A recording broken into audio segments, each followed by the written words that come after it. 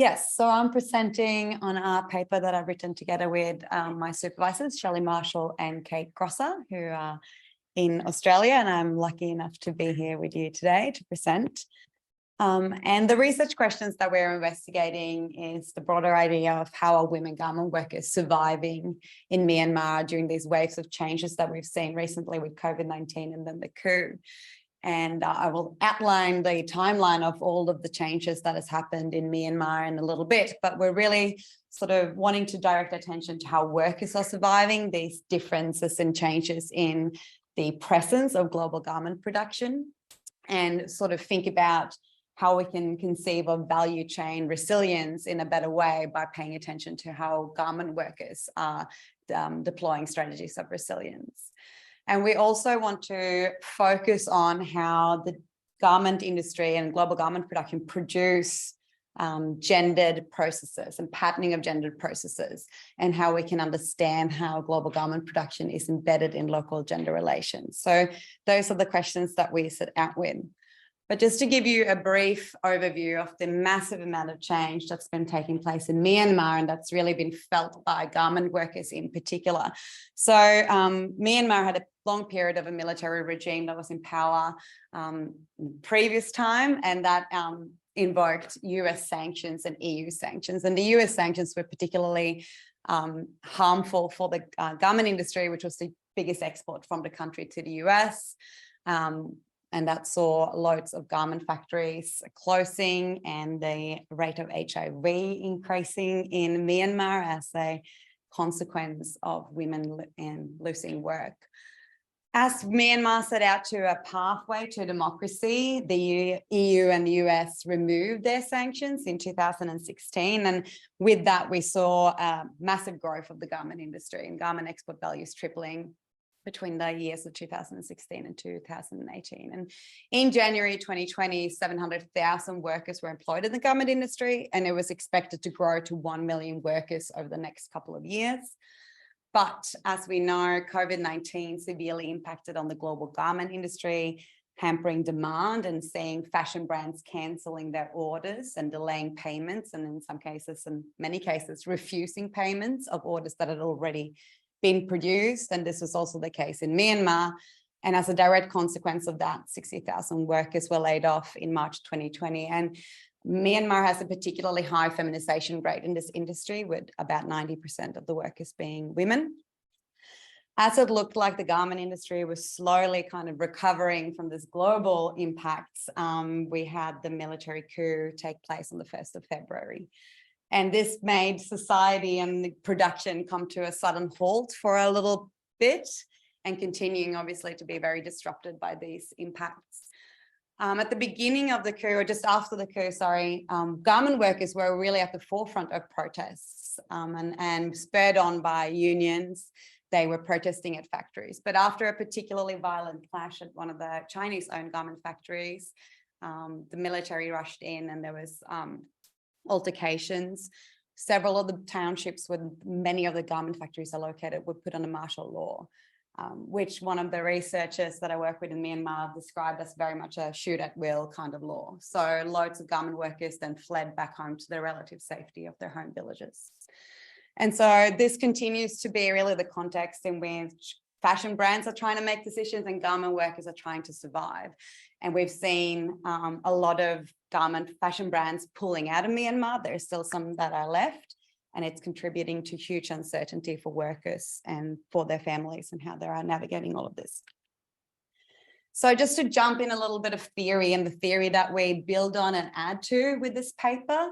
So our starting point is global production network theory, and we really want to expand on the concept of embeddedness, which has been a key part of GPN theory, where we move from a value chain, a chain structure, to a network structure, and look at global production as both global and local structures. And we talk about how GPNs are embedded in local contexts that are shaping and shaped by those global commercial structures. But what do we mean by that? What do we mean by production being embedded in social context, and in particular gender relations? That's what we want to contribute to with this paper and with our conceptual framework. And as such, we draw on the work by Acker and other scholars that have outlined theories around gender regimes. And we think this is a particularly fruitful way of conceiving of global garment production, as there's rich literature that really shows how global garment production has particular gender patterns that are reproduced across the different contexts where garment production touched down. So we're conceiving of the global garment production of work as a gender regime, as a specific patterning of gender. And we are also looking at gender regimes as a part of the gender institution, which we draw on the work of McCarthy and Moon, who layers the idea of gender as an institution in 3 levels, where we have the macro level gender institution that is consistent of multiple gender regimes on a meso level. And our contribution here is to say that we want to look at global garment production as one of those gender regimes that women are embedded in and become embedded in as global production enter into local context. Not to say that that is the only gender regime. There are multiple gender regimes in their families and their home villages that women constantly have to navigate. And there are differences in those. They reproduce the gender institution, but they also depart from it. And all of this we can then see impacting women, workers' decisions and choices. We also felt like we needed an idea of, I can see how now some of this might be a little bit difficult to see. I hope you can see in the lighter boxes, but we need a lens to understand how workers are responding to these huge crises. And we've seen a lot of how firms have been responding to these crises by deploying strategies for resilience to protect themselves. And it's particularly trendy at the moment to talk about resilient value chains, resilient supply chains. And it comes from a very firm-centered view, we argue, a labor, supply chain idea of resilience. So we want to look towards feminist approaches to resilience that really pay attention to the small acts that individuals use to get by and to cope with their everyday realities, and to look at it as a type of everyday labor agency that, in contrast to reworking and resisting, takes place in the everyday lives, often hidden in small stories of work and life. And it also includes the bodily impacts of work and the emotional impacts of work, and look at how workers carry resilience within those spaces. So the data that we draw on in our paper is really capturing the huge amount of change that I've just mentioned in Myanmar. And we did 24 interviews with 24 women together with our partner in Myanmar, Care International, and their daughter organization, Ang Yin Hum, who were actually able to contract from funding that I received through CRIMP, which is fantastic at a time where travel was not possible. And I am truly a believer that it's enriched the data and enriched the project overall massively to work together with a partner and local researchers. So I'm grateful for that intervention. So we interviewed the women in December in 2020 and January 2021, which was in the context of COVID and the pandemic, but sort of at the end of the really global impacts of that. We still had the local impacts of COVID in Myanmar, but the women were sort of feeling hopeful about the future. And we were asking them about everyday life at work before the pandemic, which they could really kind of reflect on in that space as well. And we asked them about the pandemic and the impacts they felt. Then we had planned to do a second round of interviews, and it just happened to be so that that was planned to take place after the coup, which we obviously had no idea was going to happen. And I just want to mention the extreme resilience that our local research partners showed in carrying out these interviews in a time where safety concerns for everyone was just it was a really scary time. So we we talked to the same 24 women then, and sort of followed up with them on how life has changed and what their outlook on the future was and how they were coping. So we build on the GPM concept of embeddedness, and we make a contribution by conceptualizing global garment production networks as a gender regime. And we tease out dimensions of the gender regime from the women's stories about everyday life at work, pre-coup, pre-pandemic, or based on their reflections on that. And I want to highlight that we're also hinting here in the model about the embeddedness of global garment production networks in the gender institution, and how there are entrenched and evolving patterns that is driven by the growth of the garment industry, which is really the context before COVID. And so we see how gendered skills of sewing, for example, and women's social interdependence on family and village networks are patterns in the gender institution that are reproduced in the gender regime of global garment production. But then we also have patterns of expectations of women to stay in their home villages and women's work as supporting men's work as potentially evolving patterns in the gender institution as we see the growth of the garment industry in Myanmar. And those patterns become very interesting to reflect back on as we then see the changing presence with reduced amount of work opportunities for women. I want to highlight a couple of dimensions just briefly. One that I think is particularly important to keep in mind is how we find that there is competitive masculinity embedded in manager roles, which keep women, they struggle to cope in those roles because they're expected to step away from the group and their social networks that they build and they're heavily reliant on to get by in everyday life at work. And they are then looked at as an outsider from their garment workers that they live together with and they work together with. And that also limits women's access to transferable skills and to develop transferable skills, which are mostly limited to those manager roles. I'll move on and just briefly touch on the impacts of COVID-19 that I think we're quite familiar with and that I mentioned before. But what we really see is it caused abrupt job losses that were difficult for workers to navigate. Many of the workers had to temporarily move back home to their villages to cope with the loss of income. And several of the women that we talked to in December 2020 were still living in their home villages.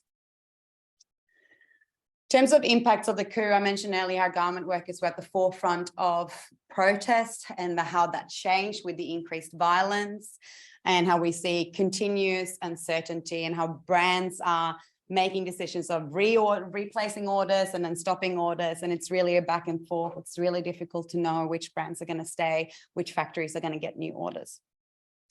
So we map out how the gender regime dimensions impact on women's experiences and their strategies for resilience. So in the context of COVID, what we saw was how these abrupt changes was really shaped by how women are dependent on informal networks at work to find out and to navigate which factories to work at, where working conditions are good, which is a really quite elaborate process that involves several factors that the women talk together about and make those decisions, and how that was really disrupted by these quick closures of factories.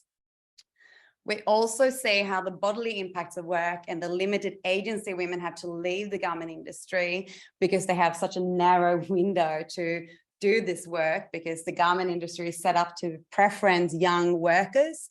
That pushes women to feel an immense amount of stress as they're forced to temporarily move back home to their home villages, and they want to quickly return to the city as they're very aware of how their aging bodies and their aching bodies from garment work have a limited time to be productive. And like I mentioned, also loss of income during pandemic eroded their savings and their ability to withstand further crisis, which didn't take long to appear in the shape of the coup. And again, I want to point out how the limited ability to leave the garment industry when they want is also making the women accept work that's really not making their decision-making any easier, such as reduced working hours and daily wages. So they don't know the next day if they show up to work, if they're going to get work.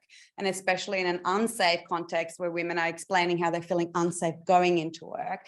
They said often that they felt quite safe at the factory, but moving and going into work from where they were staying, they felt unsafe in the city.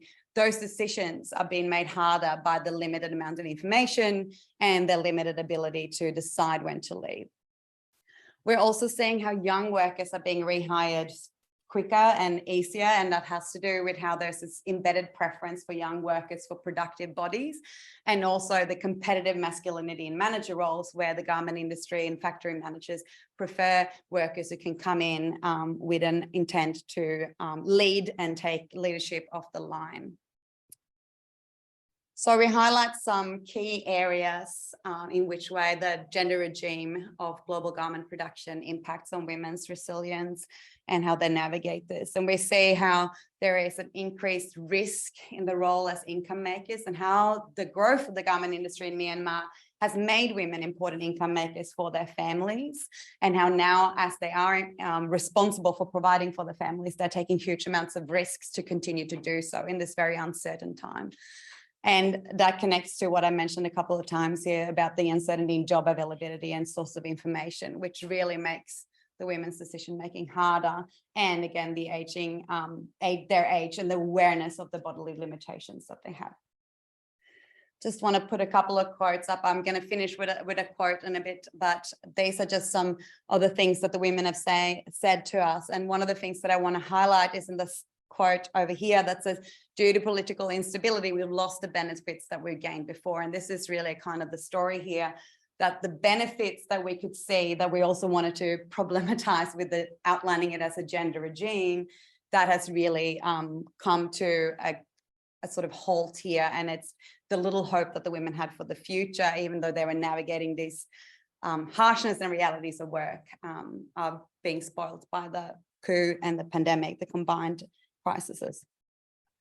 So we bring all of this together in our model, and to show how the gender regime of global garment production really is shaping women's decisions in terms of staying in the city to work and the risks that they're willing to take to work, women's decisions of where to live as well in the city as they feel unsafe going into work, and women's decisions in relation to all of that to take on higher risks to remain working for as long as possible to be able to provide for their families. And I just wanted to finish on this quote that I think really highlights the sad aspects and the really heartbreaking aspects of this story of women garment workers. This woman is saying, at this moment, I'm fearful and I just only want to be alive. I have dreamt about the future, but this time it's all gone. I only try not to be dead since it's very insecure at the moment. So this is really a story of how it's about life and death for these women as they try to navigate expectations of being an income maker and the high uncertainty in the garment industry in Myanmar at the moment. Thank you.